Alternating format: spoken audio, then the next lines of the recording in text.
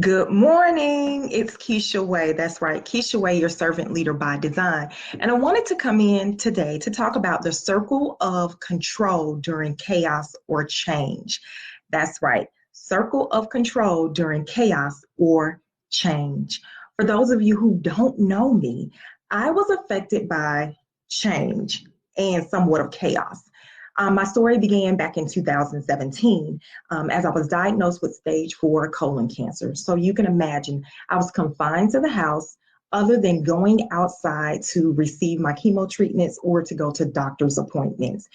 Those times can drive you a little up the wall because if you're accustomed to going in and out and being free and just doing the things that you would love to do without anyone controlling you, whew, it means a lot to be able to have your freedom.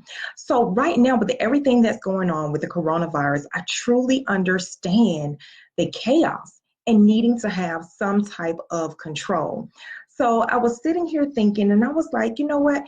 I have to share my story with others to allow them to take control of the chaos and the change that is going on within America and quite naturally the world right now. So the three things that I took control of during my time when I was diagnosed with stage 4 colon cancer were my physical, my intellect, as well as my self-care. I could not leave the house. So therefore I needed to exercise because if I didn't use it, I was gonna lose it, right? If I didn't use and my body parts and whatnot, eventually I was gonna feel as though I was broken down. So I decided to take charge and I did exercises right here within my own home. I had someone to get me a yoga mat so I could just go to YouTube and I learned how to do yoga right here within my own hallway.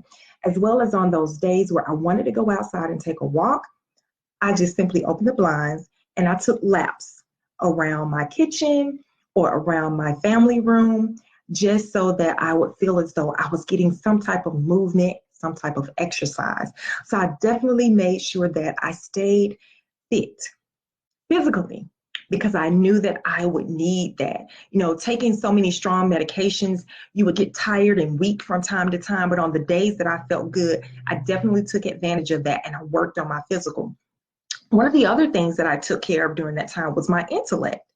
I definitely couldn't let that go by the wayside. I was a mother, I was a wife, and I had been working a job for over 20 years. So I was always accustomed to learning new things, hanging out with people, and just living my life. So when I got confined to the house because of that diagnosis, I started to go online, researched free classes that I could sign up for and take, and I learned to do different skills. That's right. And you too can do the same thing. Just learn something new by taking a free online course or anything that is offered out there that you can develop your intellect. Also, I started blogging for a company that would send me free books. So therefore, I didn't even have to leave home and go to the library. I was getting free books delivered to my house that I could sit and read, and those books were so helpful for me. They were extremely helpful because it was a Christian company. So the books that they sent, they really, really fed my soul and my intellect. And number three, self-care. Self-care is a must. Now, although we can't, or they're suggesting that we don't leave our home, pretty much like it was when I was on chemo, I couldn't leave my home unless I was going to a doctor's appointment per my mother's orders and my husband, of course. But some of the things I did for self-care were I made sure that I took a relaxing bath. Go in your bathroom, turn the lights out, run your bath water with bubbles, light candles.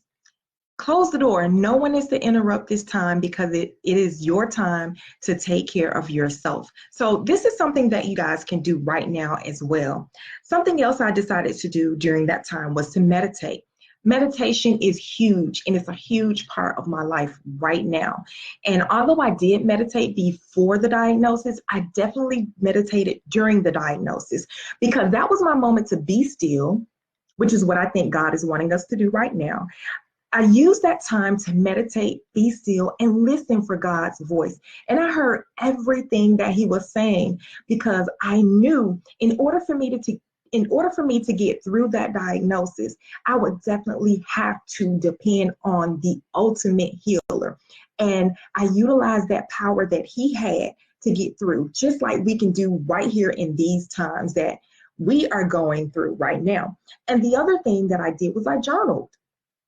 If you are taking care of your physical, you're taking care of your intellect, and now your self care is into play, you have to journal about that experience because you're going to want to go back and read how you started here, but now you're here, and you'll see how you're progressing over time.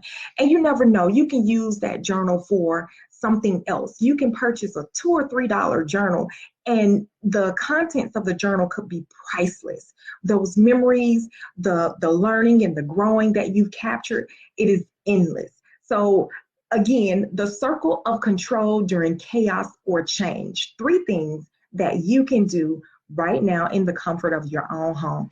Work on your physical. Do some exercises. Work on your intellect. Read a book or take a free online class. And also, don't forget that self-care. Make sure that you are taking care of you. I know the kids may be home, but you can still carve out some time for yourself. So again, my name is Keisha Way, and I am a servant leader by design.